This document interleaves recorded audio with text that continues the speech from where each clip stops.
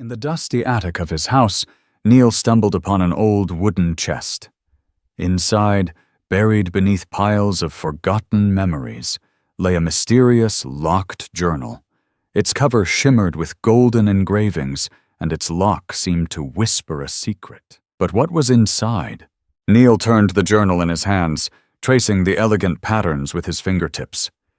It looked ancient, important, like it held the answers to something big. But how could he open it? Excited, Neil rushed to his mom. "Mom, look what I found. Do you know anything about this?" She smiled, shaking her head. "It's an old family heirloom, but no one ever figured out what's inside." Now, Neil was more determined than ever.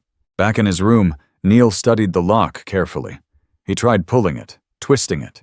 Nothing worked, but he wasn't giving up that easily. That night, he lay in bed, staring at the journal on his nightstand. What could be inside? A lost story, a treasure map, a long-lost secret? He had to find out. The next day, Neil did what any modern kid would do. He searched YouTube.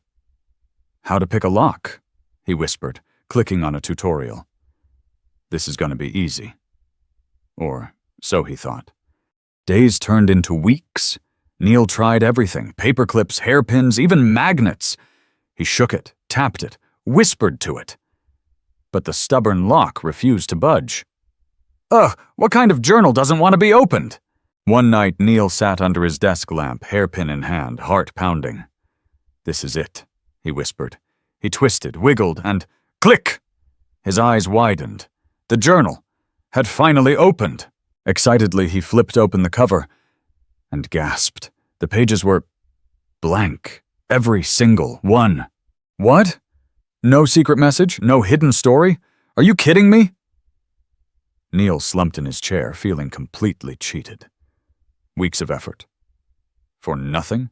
Frustrated, he tossed the journal aside. His eyes landed on his messy school notebook, filled with doodles and random stories. Then it hit him.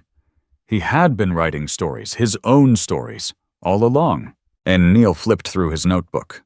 Pages filled with adventures, dreams, and ideas.